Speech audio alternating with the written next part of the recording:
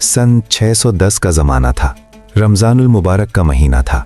मक्का मुकर्रमा के करीब पहाड़ों में एक पहाड़ है जिसे जबलुल नूर कहा जाता है। इसी पहाड़ में एक तंग सी गार है जिसे गारे हिरा कहा जाता है। इस गार में एक शख्स तन्हाई में बैठा हुआ था।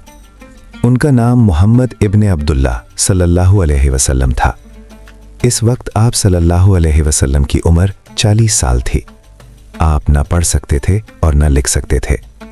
कई बरसों से आप इस गार में आकर तन्हाई इख्तियार करते थे। आप अपनी कौम की बुत परस्ती से बहुत परेशान थे।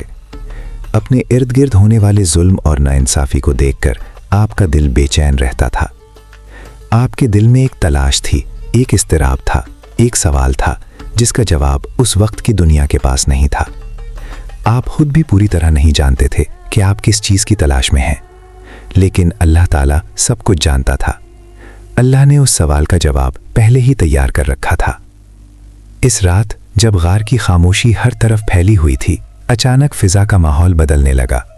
यूं महसूस हुआ जैसे अंधेरा हिल गया हो और फिर बगैर किसी पेश की इत्तला के हज़रत जिब्राईल अलैहिस्सलाम ज़ाहिर हुए। ये कोई मामूली या हल्की सी आवाज़ नहीं थी, ये कोई दूर से आने वाली आहट भी नहीं थी।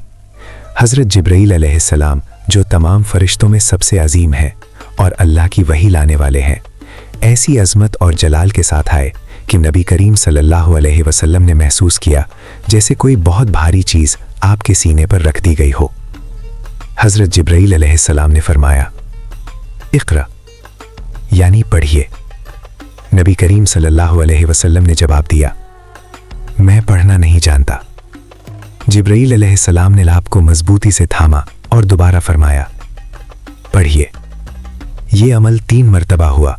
फिर अल्लाह के हुक्म से पहली वही नाजिल हुई जो बराह रास्त नबी करीम सल्लल्लाहु अलैहि वसल्लम के दिल पर उतार दी गई। पढ़िए, अपने रब के नाम से जिसने पैदा किया, इंसान को जमे हुए खून के लोथड़े से पैदा किया। पढ़िए, और आपका रब सबसे ज्यादा करम फरमाने वाला है, जिसने कलम के जरिए सिखाया, इंसान को वो सिखाया जो वो नहीं जानता था।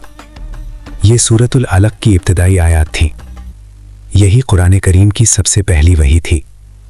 ये अल्फाज उसी रात नाजिल हुए जो हमेशा के लिए लैलतुल क़द्र के नाम से मशहूर हो गई। लेकिन यहाँ एक बहुत गहरी बात है जिसे बहुत से लोग पूरी तरह नहीं समझते। जब कुरान की पहली आयात इस रात नाजिल हुई तो ये सिर्फ एक पैगाम नहीं था जो अल्लाह की तरफ से नबी करीम सल्लल्लाहु अलैहि वसल्लम तक पहुंचा हो, बल्कि ये एक ऐसी अजीम तब्दीली की इब्तिदा थी जो ज़मीन पर आने वाली पूरी इंसानियत को मुतासिर करने वाली थी। अल्लाह ताला ने अपनी बेपनाह हिकमत और रहमत से इस रात को सिर्फ नबी करीम सल्लल्लाहु अलैहि वसल्लम तक महदूद नहीं रखा, बल्कि इसे पूरी उम्मत के लिए तोहफा बना दिया। इसे रमज़ान के महीने में रखा और आखिरी 10 रातों में छुपा दिया ताकि हर साल लोग इसे तलाश करें। अब आइए कुरान की तरफ और देखते हैं कि अल्लाह ताला ने इस रात के बारे में क्या फरमाया। सूरतुल क़द्र में अल्लाह ताला फरमाते हैं, बेशक हमने इसे शब क़द्र में नाजिल किया। और आप क्या जानें कि शब क़द्र क्या है? शब क़द्र 1000 महीनों से बेहतर है। इसमें फरिश्ते और रूह अपने रब के हुक्म से हर काम के लिए उतरते हैं। ये रात सरासर सलामती की है तुलुए फजर तक। सिर्फ 5 आयात, लेकिन इन 5 आयात में मानी का ऐसा समंदर है कि सदियों से उलमा इसमें गौर व फिक्र करते आ रहे हैं और आज तक इसकी गहराई को मुकम्मल तौर पर नहीं समझ सके। बेशक हमने इसे शब क़द्र में नाजिल किया। यहाँ लफ्ज़ हम अल्लाह ताला अपनी शान और अज़मत के इजहार के लिए इस्तेमाल करते हैं, यानी जो बात कही जा रही है वो बहुत अजीम और अहम है।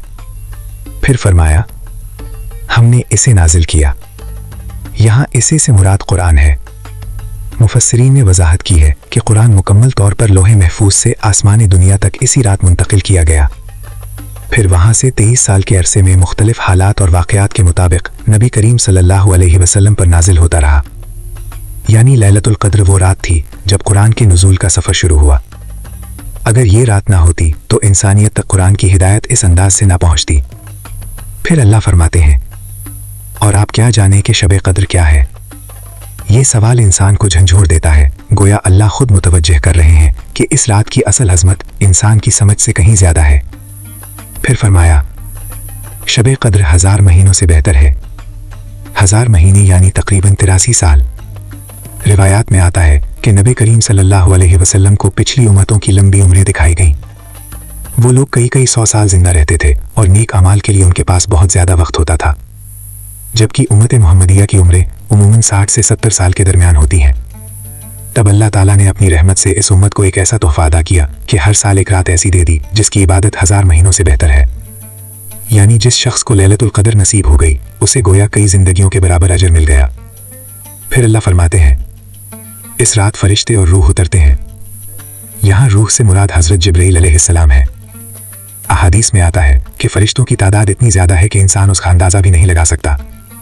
सही बुखारी और सही मुस्लिम में बैतुल मामूर का जिक्र मिलता है, जो 7वें आसमान पर एक मकाम है जहाँ रोज़ाना 70,000 फरिश्ते इबादत के लिए दाखिल होते हैं और फिर कभी उनकी बारी नहीं आती। सोचिए फरिश्तों की तादाद कितनी होगी। और लैलतुल क़द्र की रात ये फरिश्ते ज़मीन पर उतरते हैं। ज़मीन फरिश्तों से भर जाती है। जहाँ अल्लाह का जिक्र हो रहा होता है, जहाँ इबादत हो रही होती है, जहाँ लोग नमाज पढ़ रहे होते हैं, वहाँ फरिश्ते हाजिर होते हैं। वो सलाम करते हैं, दुआ करते हैं और अल्लाह की रहमत के साथ उतरते हैं। फिर अल्लाह फरमाते हैं, ये रात सरासर सलामती की रात है तुलुए फजर तक। यानी इस रात के आगाज से फजर तक हर लम्हा अमन, सुकून और बरकत से भरा होता है। उलामा लिखते हैं कि इस रात शैतान का असर कम हो जाता है, दिल आसानी से अल्लाह की तरफ माइल होते हैं। ये रात सिर्फ आधी रात तक नहीं होती बल्कि मगरिब से फजर तक जारी रहती है। हर साल रमजान में ये रात दोबारा आती है। हर साल आसमानों में गोया ये सवाल गूंजता है, इस साल कौन इसे तलाश करेगा। एक रिवायत में आता है कि नबी करीम सल्लल्लाहु अलैहि वसल्लम सहाबा को इस रात की दुरुस्त तारीख बताने निकले थे, लेकिन रास्ते में 2 आदमियों को झगड़ते देखा तो वो इल्म उठा लिया गया। इसमें हमारे लिए बहुत बड़ा सबक है कि झगड़ा, गुस्सा और दिलों की सख्ती अल्लाह की बरकत को कम कर देती है। बहुत सी रिवायत 27वीं रात की तरफ इशारा करती हैं, लेकिन नबी करीम सल्लल्लाहु अलैहि वसल्लम ने हमें आखिरी 10 रातों में इसे तलाश करने का हुक्म दिया है। हज़रत आयशा रदियल्लाहु अन्हा ने पूछा, या रसूल अल्लाह, अगर मुझे लैलतुल क़द्र मिल जाए तो मैं क्या दुआ करूं? नबी करीम सल्लल्लाहु अलैहि वसल्लम ने फरमाया, ये दुआ पढ़ो, अल्लाहुम्मा इन्नका अफ़ून तुहिब्बुल अफ़्व फ़अफ़ु अन्नी।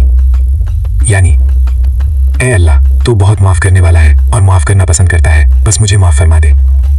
ये बहुत गहरी दुआ है।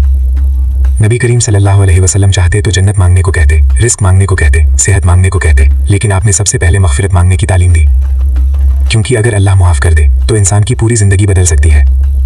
नबी करीम सल्लल्लाहु अलैहि वसल्लम रमज़ान की आखिरी 10 रातों में इबादत का खास एहतमाम करते थे, खुद भी पूरी रात जागते और अपने घर वालों को भी जगाते थे।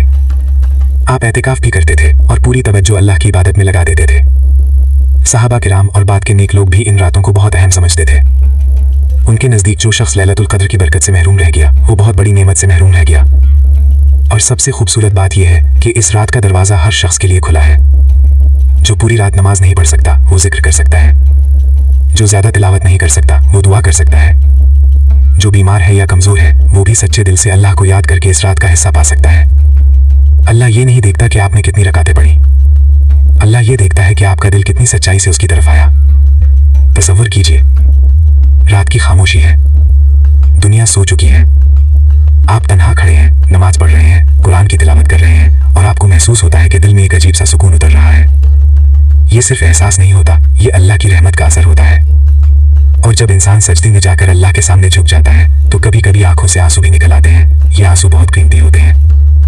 आखिर में हम अल्लाह से दुआ करते हैं, ए अल्लाह, हमें लैलतुल क़द्र नसीब फरमा, हमें इस रात सच्ची तौबा और सच्ची इबादत की तौफीक दे, हमें अपनी कामिल मग़फ़िरत अता फरमा और हमें क़यामत के दिन नबी करीम सल्लल्लाहु अलैहि वसल्लम के साथ जन्नत में जमा फरमा।